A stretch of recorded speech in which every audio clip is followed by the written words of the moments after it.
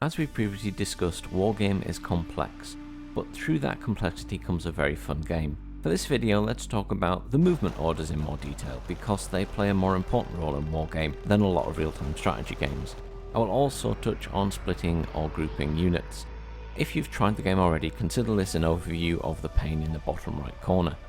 So first let's talk about the movement orders.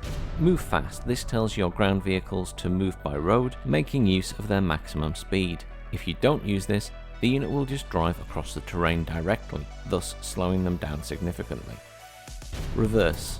Vehicles in Wargame have armor zones, tanks having the most armor and little jeeps having the least. The zones are front, sides, back and top. You can safely assume that the back and the top will have the weakest areas, then usually the sides and the front will be the strongest. So when retreating a tank or other armored vehicle from the enemy, it is well worth using the reverse move feature. When used correctly, it ensures that your vehicle has its strongest front armor to the enemy and thus giving it more protection. In contrast, getting shot in the back will quickly lead to your death. The attack move command orders your unit to move to the target zone, but to also stop and engage enemy units that it sees on the way. When encountering an enemy, your unit will turn to face them, thus protecting themselves by putting their front armor in that direction, then engaging the enemy until it's destroyed or goes out of line of sight. The stop command, this does exactly what it says. It orders the unit to stop what it's doing, such as the previous command you gave it. This can be helpful if you want to say stop a piece of artillery from firing when it's starting to aim at the target. Now let's think about some other slightly more specialized commands. First, the fire pause command. This tells the unit to fire on the designated position. This is mainly useful for artillery, mortars and aircraft. It allows you to fire on an area where you know the enemy units are without being able to see them.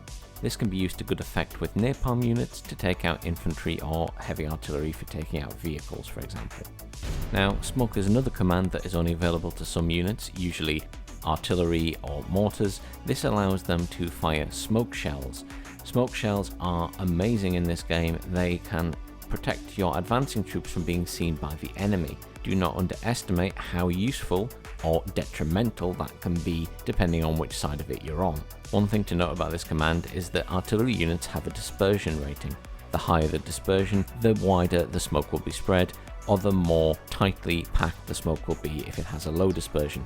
Obviously both can be useful in different situations, but my advice is mortars are quite good for putting down smoke when you're advancing troops.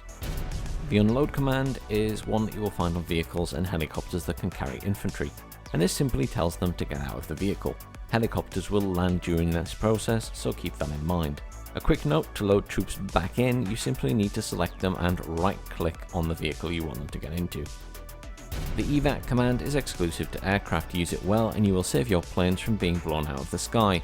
While most aircraft will self-EVAC after they have dropped their payload, some aircraft, such as those which have multiple missiles, will attempt to stay and attack other targets. Using EVAC after they fire their first salvo means they will quickly leave the field. It can also be useful if the enemy bring in their own aircraft to shoot yours down, therefore you EVAC before the enemy get near you. One warning about EVAC, however, is that it will cause your aircraft to turn around and raise its altitude. This actually also makes it weaker, so sometimes if your plane has an anti-air missile, you could just be as well engaging the enemy aircraft, but that's a judgment call in each situation. Now, an interesting command is the turn off weapons command, and that might seem like something crazy to do in a war game. However, sometimes your command vehicles or scouts have weapons which, if they open fire on the enemy, can give away their position long before they would normally be seen. Equally, you could use this to trick the enemy into going past your hidden units, then turn on the weapons, thus shooting them in their weak side or back armor.